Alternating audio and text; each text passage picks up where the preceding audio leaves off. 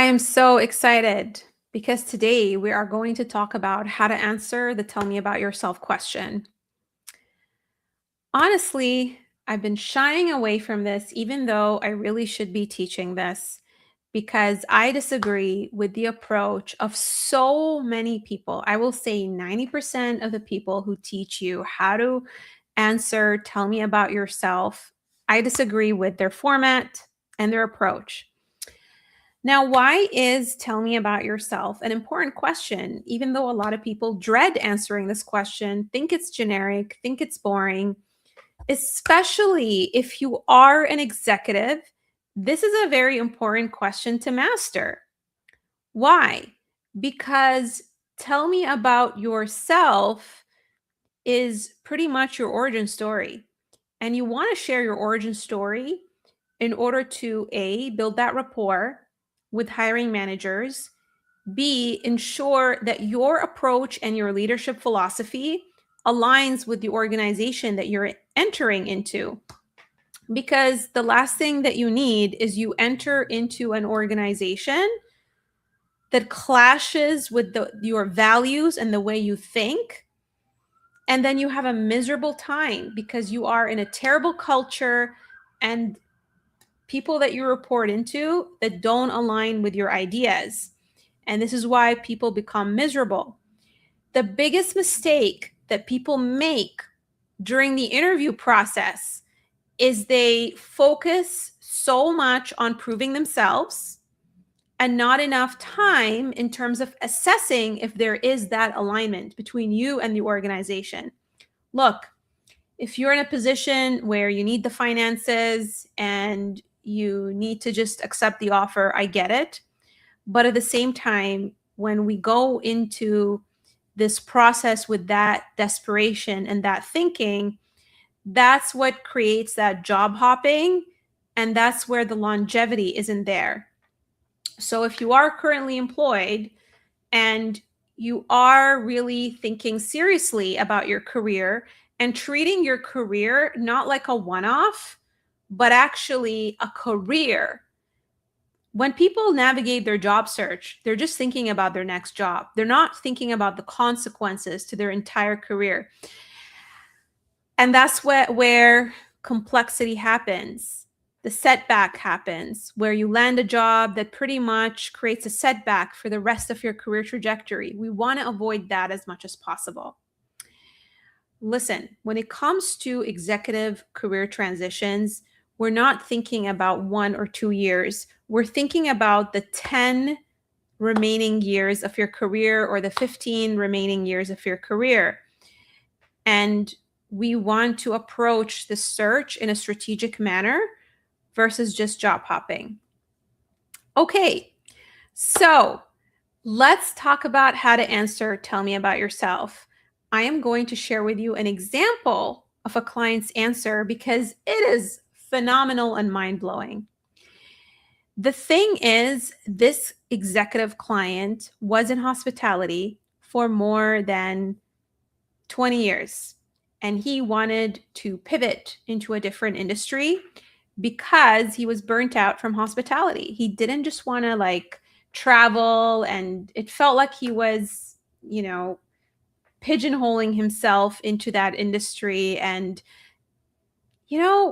when we get older, it's not about fitting our life into our career. It should be the other way around. You should build a career that supports your life. So let's talk about this. I'm going to read for you my client's story. And then if you are watching, I would love it if you tell me in the chat. First of all, do you love answering the question, tell me about yourself? What is the most frustrating thing about it for you? And when I read for you that story, I want you to tell me what are some of the aspects that really resonate for you and get you excited? And what are some things that you can borrow, that you can implement in your own answers? Okay, so I'm going to go ahead and read his answer. I started my hospitality career in a windowless back office, manually processing loyalty point requests by hand long before automation. It wasn't glamorous work, but it gave me an early appreciation for brand standards, operational discipline, and the invisible systems that protect guest trust. Growing up as an Air Force brat, I moved frequently and experienced different places and cultures from a young age. My father's military career instilled structure, accountability, and discipline in our household. Early in my career, I was promoted quickly into front desk and supervisory roles without much preparation. I struggled at first, learning how to lead people and make decisions under pressure in real time. That experience became pivotal. I saw what happens when teams aren't properly supported, and I made a commitment that if I advanced, I would build stronger foundations for others. That became my North Star, developing people intentionally, creating accountability, and building teams that win consistently. Over time, I progressed into general manager roles. And as a general manager of a 155 suite Gulf Coast resort, I led a 60-person team through a full shutdown during the pandemic with no playbook, guiding ownership through financial scenario planning, stabilizing team communication, and building a phased restart strategy.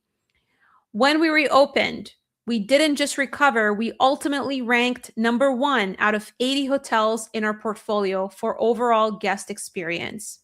Today, I'm focused on leadership development, operational excellence, and commercial performance, building strong benches, aligning teams around clear goals, and creating cultures where accountability and care coexist.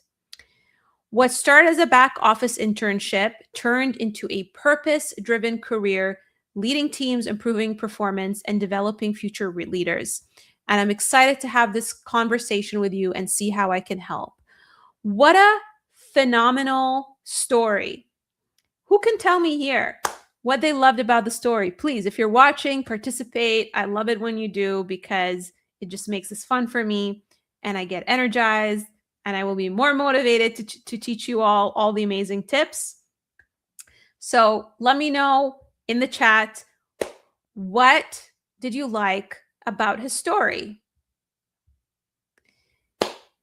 Okay, so let's talk about the structure of his story. What you may have noticed in his story is that he's showing versus telling who he is as a leader. Rather than telling you, I'm a great leader, I believe in this, I believe in that, I did this and I did that, he is showing you his values as a leader through the story. So when he talks about how he led a team through a full shutdown during the pandemic, that shows you his resiliency as a leader. When he talks about how he led a 60-person team, you can actually visualize that, right? And he's being very specific. He's not giving you a watered down story. He's actually being specific. He's telling you that this is a 155 suite resort, that he led a 60-person team through a full shutdown. And at the end of the day, like, it didn't even matter what he did.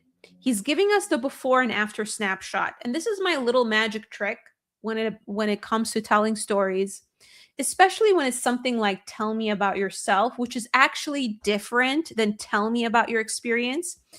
Tell me about your experience is more about prove to us that you're credible. Prove to us that you're a fit for the role. This is where you can talk about how your skills and your experiences map to the role that they're hiring. Tell me about yourself is more about tell us who you are as a person. What are the values that you stand for, right? So when you're picking your pivotal moment, so he picked a pivotal moment in his career. And when you answer this question, I always encourage you, instead of regurgitating the resume and talking about your chronology, pick a pivotal moment. His pivotal moment was when he was a general manager at a hotel during the pandemic. And he was able to basically guide the team through a full shutdown without having some kind of playbook, without having some kind of operating procedure. He was able to do that, right? So that's one thing that he did very well. The second thing that he did very well is he shared with us his philosophy when it comes to leadership. And some executives are a little bit worried about sharing their contrarian ideas or philosophy. But the thing is, when you hold back and you don't share your contrarian ideas, you're walking into an organization that might not be aligned with your way of operating.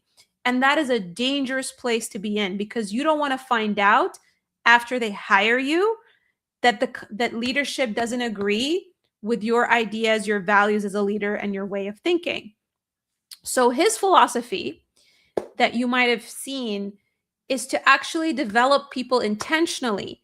So him walking into the organization, he's making it clear to the people that he's interviewing with that he wants to ensure that there is some kind of development plan for people to get promoted, for people to grow, and for people to perform, to create accountability, and to make sure that when we're building those teams, they can win consistently.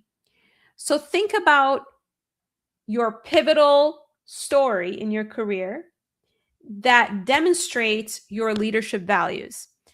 I have another client who shared that he literally built an entire technology function from scratch during a merger and acquisition.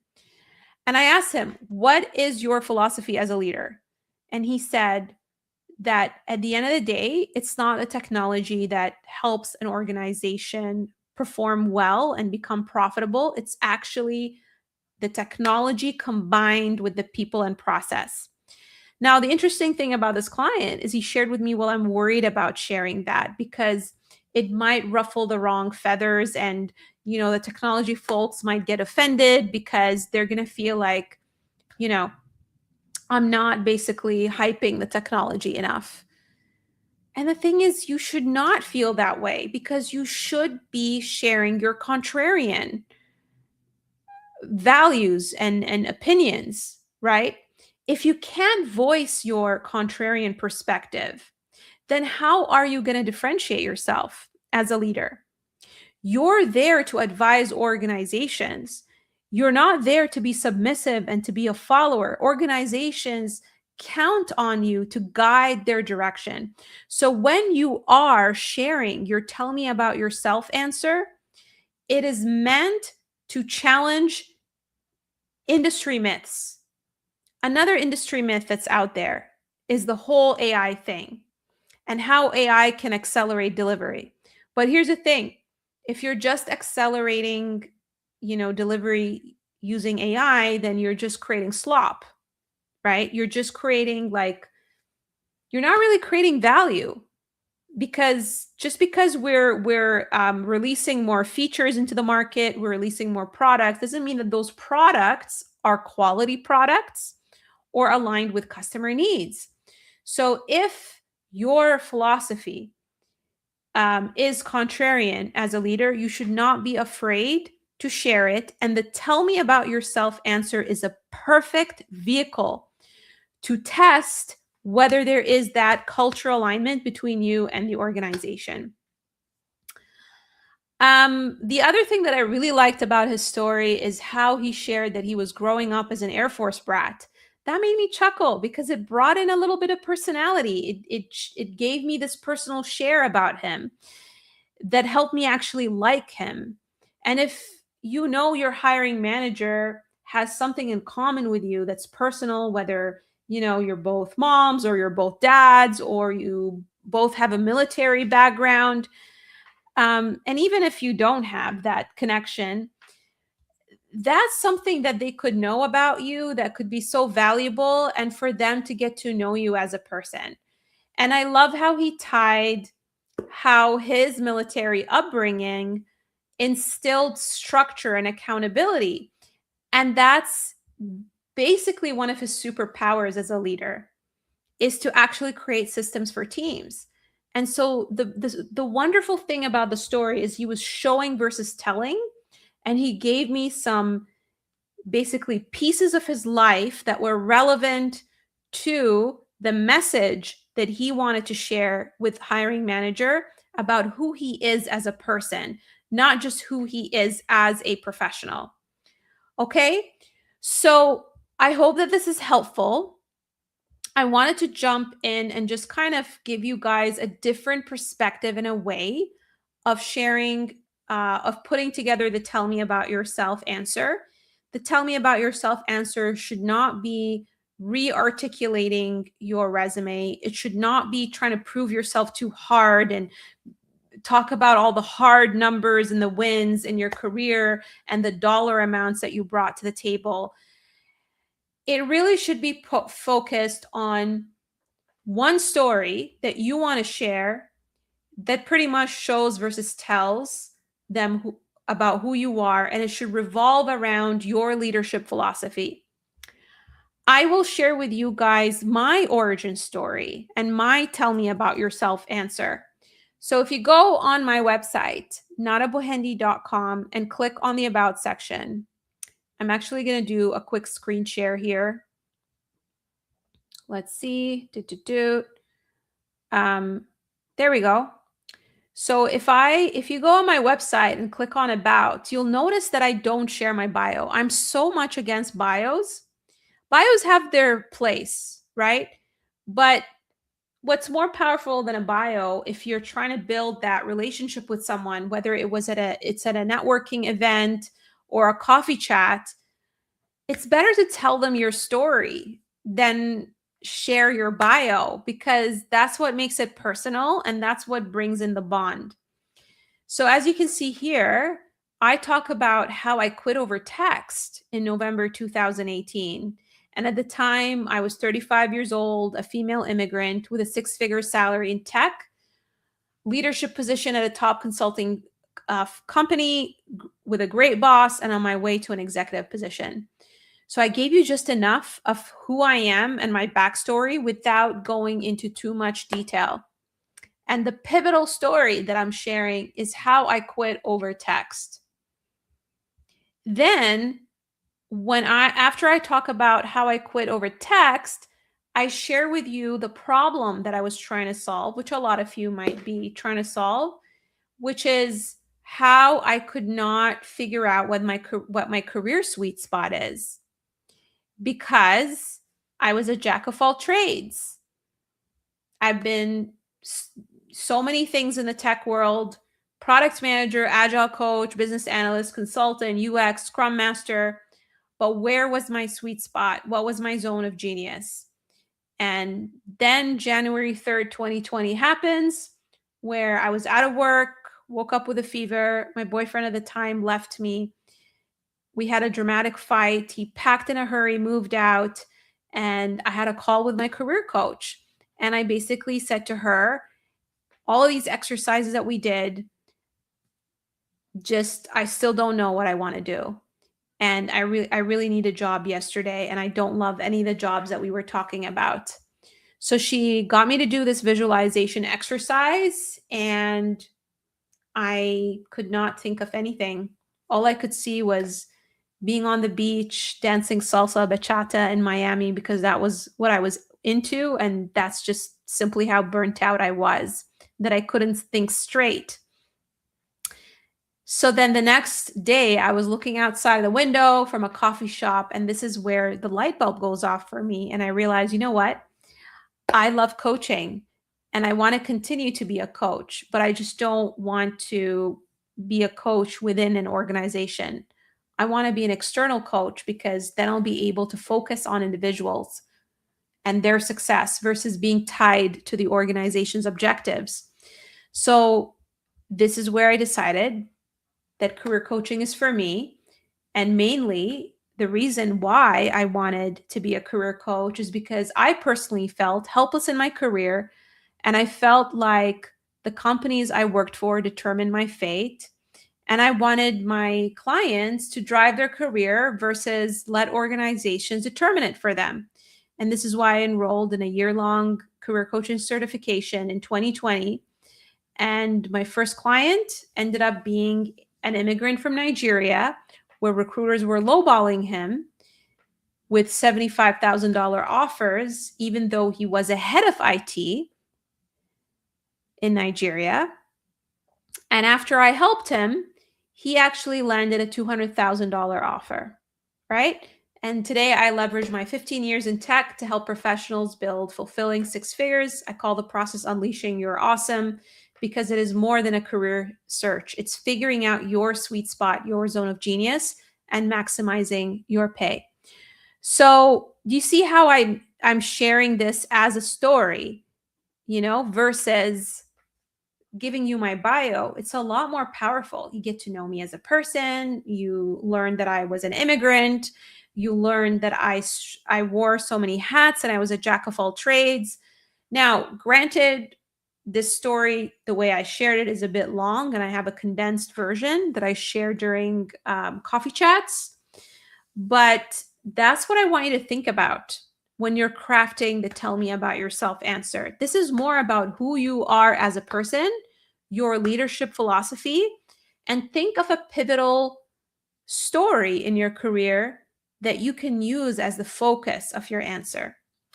I hope that you found this helpful. If you have, I would appreciate liking this post because it is going to ensure that the algorithm pushes it out to more people who can benefit from this. Obviously, I don't expect someone listening to this to figure out how to put their tell me about yourself question together for several reasons. One, my clients, when we craft this answer, it's after we do a lot of foundational work. One of them is figuring out their career direction, because if you craft a tell me about yourself answer that doesn't align with your career direction, then that's not going to work. I didn't create my tell me about yourself answer and origin story without knowing that career coaching is something that I wanted to do, right? My client, who's a general manager, didn't craft the tell me about yourself answer without knowing that he was pivoting into property management. We had to do that work first to ensure that the tell me about yourself is aligned to his direction. And oftentimes I get my clients to do some exercises as part of that, figuring out. One of them is a journaling exercise where we journal moments from birth to present. And when my clients share that with me, I help them pick the right story that they can tell. So there's that. And then there's multiple components in your career transition, because it's not just your tell me about yourself that is going to help you land the role. You can dial that in. You can pick the best story and impress, someone during a networking conversation. But that on its own is not going to help you land the role. It's an entire end-to-end system to help you get there, starting with figuring out your career direction. What is the role that makes sense for you? 2, rebranding yourself, coming up with a cohesive story, right, across your resume, across your LinkedIn, in order to help someone understand what is the value you bring to the table. Having a job search strategy. And by the way, if you are a senior individual contributor with more than 15 years of experience, or a director or a VP, you should not be like conducting your job search like someone who's entry level or mid level. It's a completely different ball game. It is relationship based. And because it is relationship based, you need to be better at telling your story. You need to be better at articulating your approach, your frameworks. You need to position yourself as a thought leader, not a job seeker. You're a leader. You're a leader. You're going to be shaping the company's direction. You should not be like pigeonholing yourself to job postings or worrying too much about titles that you fit into or boxes you can fit into. I have clients who navigate interviews and a position is actually that didn't exist is created for them. And all of this stuff about, oh my God, I don't have a network. If you don't have a network, or if your network is not strong enough, then you should think about how you can expand your network. Otherwise, you're going to stay in the same conundrum, which is stagnant in a role that you don't enjoy, or taking jobs just because those are the options you have. And part of expanding your network is learning how to build relationships. Learning how to build relationships with a cold audience, with an audience that doesn't trust you yet and doesn't know you, really is dependent on you being great at telling your story. Truly. Think about the most successful people out there. Not just, leaders, but also entrepreneurs. Because the thing is, when you are at the director level and above, you really need to be taking an entrepreneurial approach, not a job seeker approach. Think of yourself as a business, because that type of mindset is going to, put you in a path where you're proactive, and put you in a path where you are treating your job search almost like how a business generates leads. Okay? When you generate leads, you need to be comfortable having conversations with strangers. And again, how you do that is by crafting a strong narrative that's not long-winded, that is concise, that's to the point, and that is centered around your story and your ability to bring in your experiences and share them in a very engaging way, so that someone who doesn't have context into what you're doing gets it right away. But there's got to be the balance of credibility, of personality, to make you approachable. Because if it's just credibility, then you become intimidating. And if it's just personality, then people are not going to take you seriously. So you got to marry the two in order for you to build those relationships and create more options, so that you don't feel like you have to take any job, right? Okay, hopefully this has been helpful. Let me know in the chat. Give me a like if you found this helpful. If you're listening, this gives me feedback, so I know who's been watching and who finds this valuable.